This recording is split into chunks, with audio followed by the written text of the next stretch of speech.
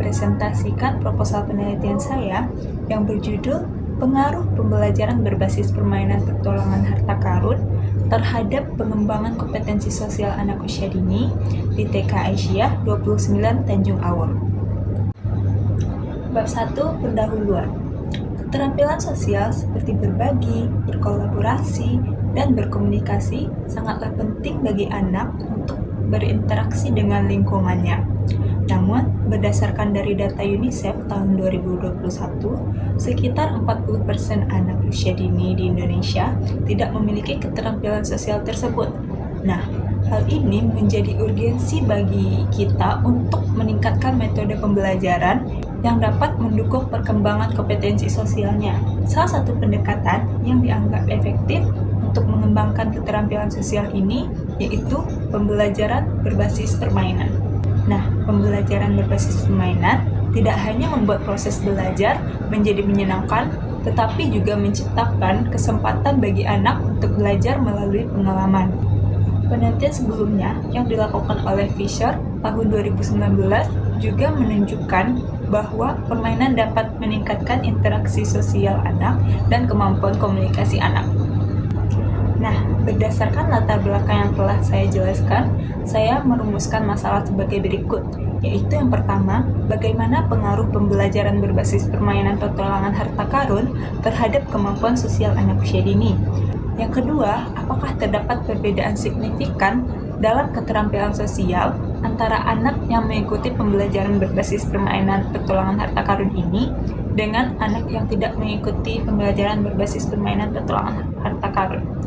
Dan yang ketiga, ada faktor-faktor apa saja yang mempengaruhi efektivitas pembelajaran berbasis permainan petualangan harta karun dalam pengembangan kompetensi sosial anak. Adapun tujuan dari penelitian ini yaitu yang pertama, untuk menganalisis pengaruh pembelajaran berbasis permainan petualangan harta karun terhadap kemampuan sosial anak usia dini. Yang kedua, untuk mengevaluasi perbedaan keterampilan sosial antara kelompok anak yang menggunakan pembelajaran berbasis permainan harta karun dengan kelompok kontrol. Dan yang ketiga, untuk mengidentifikasi faktor-faktor yang berkontribusi terhadap efektivitas pembelajaran berbasis permainan petualangan harta karun dalam meningkatkan kompetensi sosial anak usia dini. Untuk selanjutnya, manfaat penelitian ini yaitu untuk manfaat teoritis. Yang pertama, menambah ilmu pengetahuan mengenai metode pembelajaran yang efektif untuk pengembangan kompetensi sosial anak usia dini. Yang kedua, memberikan kontribusi pada pendidikan anak usia dini, khususnya dalam konteks pembelajaran berbasis permainan petualangan harta karun. Untuk manfaat praktisnya sendiri ada memberikan rekomendasi bagi pendidik dan lembaga pendidikan tentang penerapan metode pembelajaran berbasis permainan petualangan harta karun untuk meningkatkan keterampilan sosial anak. Yang kedua, mendorong orang tua untuk terlibat dalam proses pembelajaran melalui permainan petualangan harta karun di rumah sebagai bagian dari pengembangan kompetensi sosial anak. Untuk selanjutnya kita akan beralih ke bab 2 yaitu landasan teori. Nah, untuk penelitian ini dilandasi oleh 4 teori, yaitu yang pertama teori belajar konstruktivisme.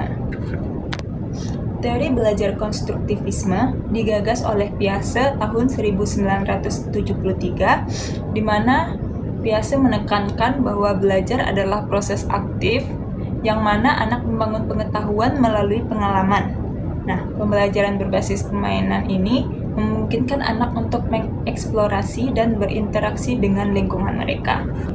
Teori yang kedua yaitu teori belajar sosial Bandura. Teori ini digagas oleh Bandura tahun 1977 yang menekankan bahwa anak belajar perilaku sosial mereka melalui observasi dan peniruan. Permainan dapat menciptakan situasi di mana anak-anak dapat belajar satu sama lain. Yang ketiga ada teori perkembangan sosial Vygotsky yang digagas oleh Vygotsky tahun 1978. Vygotsky menyatakan bahwa interaksi sosial sangat penting dalam perkembangan kognitif dan emosional anak. Pembelajaran berbasis permainan ini mendorong kolaborasi antar teman sebaya. Dan teori yang keempat yaitu teori kecerdasan majemuk Gardner.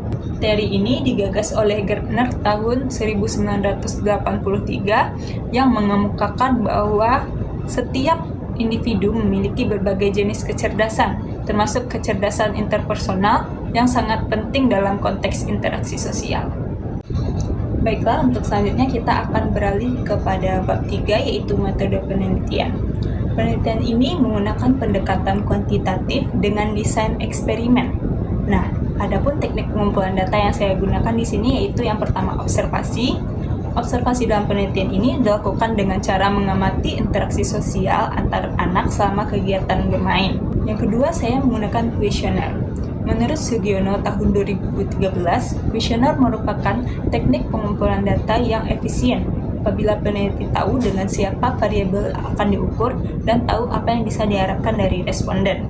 Menggunakan kuesioner dapat mengukur keterampilan sosial sebelum dan sesudah intervensi. Adapun analisis data yang saya gunakan di sini yaitu yang pertama, analisis data statistik deskriptif. Data akan dianalisis menggunakan statistik deskriptif untuk menggambarkan karakteristik sampel. Statistik deskriptif menurut Sugiono tahun 2017 adalah statistik yang digunakan untuk menganalisis data dengan cara mendeskripsikan atau menggambarkan data yang telah terkumpul sebagaimana adanya tanpa diubah sedikit pun.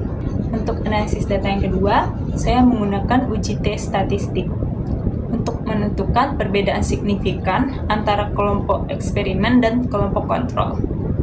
Selanjutnya ada sampel penelitian.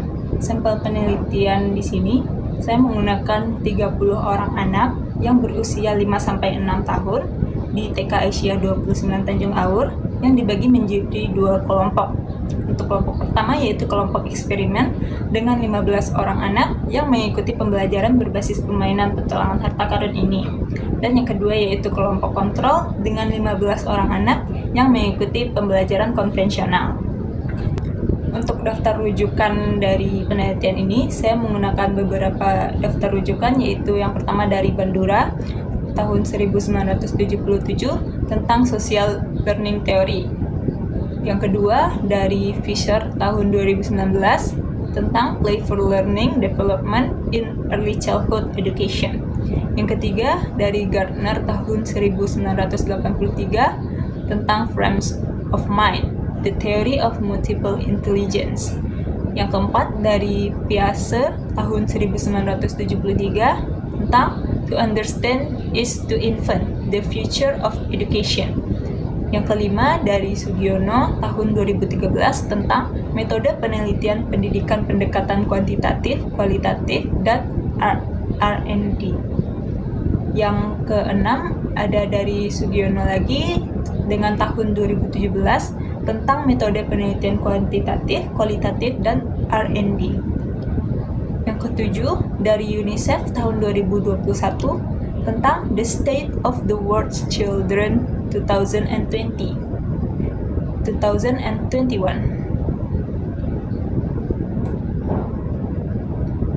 Dan yang terakhir dari Vygotsky tahun 1978 tentang Mind in Society, The Development of Higher Psychological Processes. Baiklah, mungkin itu saja presentasi dari proposal penelitian saya. Lebih dan kurangnya atau ada salah-salah kata, saya mohon maaf. Saya akhiri. Wassalamualaikum warahmatullahi wabarakatuh.